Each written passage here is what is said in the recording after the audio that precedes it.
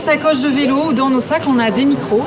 Et puis on va chez les gens, on va leur demander de nous raconter leur histoire de vie. Et donc pour nous, aujourd'hui, c'est la première fois qu'on vous propose ce type de format de balade sonore pour vous faire écouter justement toutes ces petites histoires qui font la grande.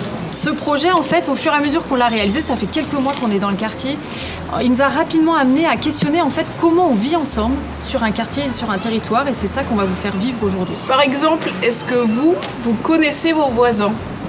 Est-ce que vous connaissez leur vécu ? À quoi ressemble leur quotidien ? C'est ce qu'on vous propose en fait de découvrir à travers les 14 témoignages qu'on a collectés auprès de 14 habitants de ce quartier. On vous invite à prêter l'oreille pour aller à leur rencontre. Et puis d'abord, d'où est-ce qu'ils viennent, ces habitants ?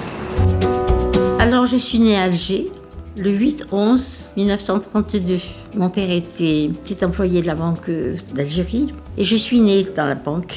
Ce jour-là, mon père prenait ses fonctions. Je m'appelle Marie, je suis née en Espagne. Mon village de naissance natal, il s'appelle Totana. Si je vous demande où est-ce que c'est chez vous aujourd'hui ? Bonne question. Non, je suis chez moi ici, je suis chez moi. J'ai pas mes racines, mais je suis chez moi.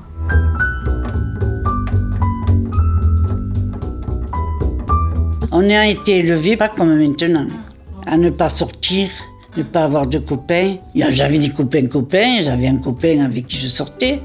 On connaissait le flirt quand même. Flirter, ça veut dire s'embrasser. Des fois, il mettait la main comme ça sur la poitrine.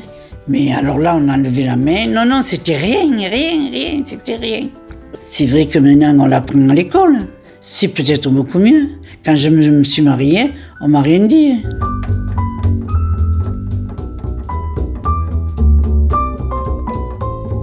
J'allais à l'école à Saint-Jean-Baptiste de la Salle. J'ai fait de la 11e, 10e, 9e, 8e, 7e, j'ai redoublé. Je foutais rien du tout, je voulais faire le chemin. Je voulais devenir footballeur professionnel.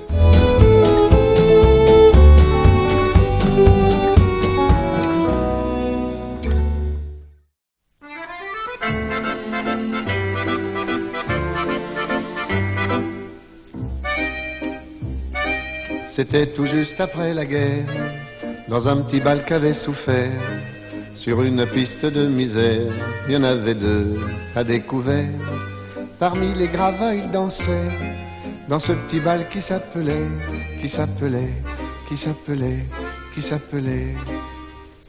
Chaque quartier faisait un bal, une fois l'un, une fois l'autre, l'été bien sûr.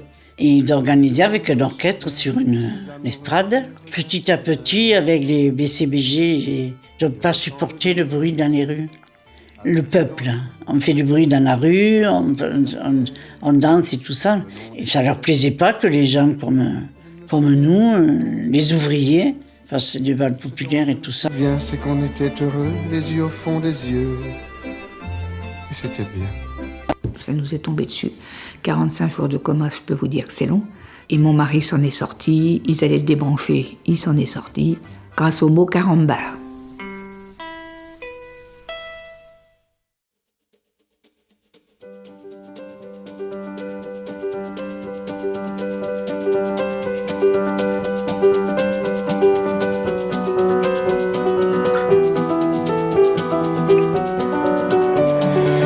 Vous avez vécu cette arrivée dans ce premier HLM ? Très bien, quoi. On était le roi du pétrole. Hein.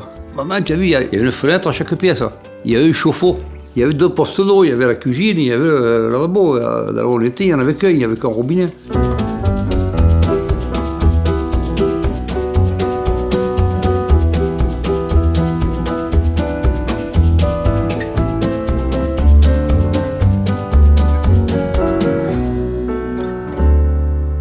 Le facteur, c'était un personnage. Hein.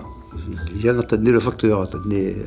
Nous, on voyait toute la population tous les jours. Il y a eu une époque où on a payé les chômeurs, les allocations, les retraites. Hein. Moi, je suis parti avec 2-3 briques dans la poche pendant plusieurs routes tous les matins. En liquide, hein, on partait. Alors, il y avait les bons quartiers, les mauvais quartiers. Plus il y avait des pauvres, plus il y avait de l'oseille.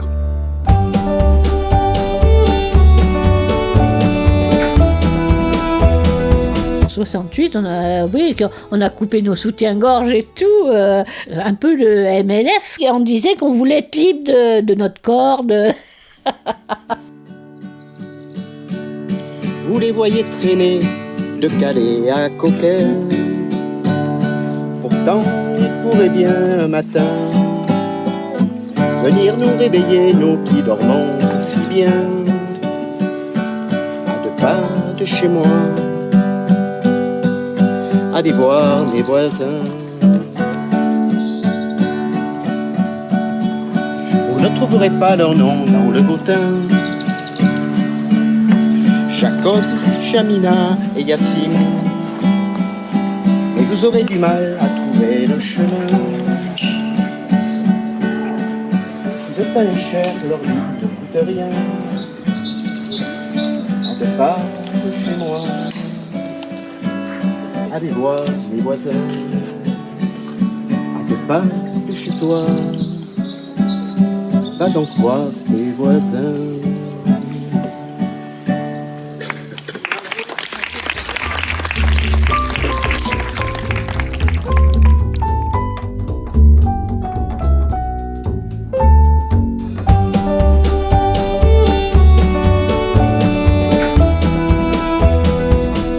C'est une autre vie.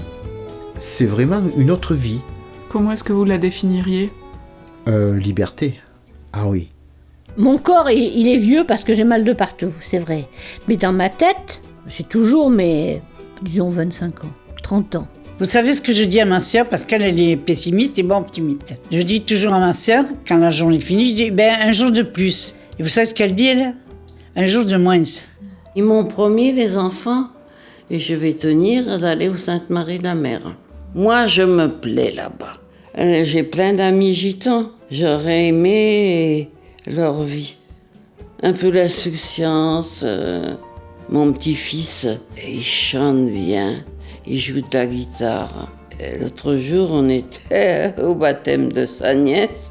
Je lui dis, quand on va m'enterrer, tu viendras gratter un peu la guitare. Ah, il dit, mamie, arrête, hein.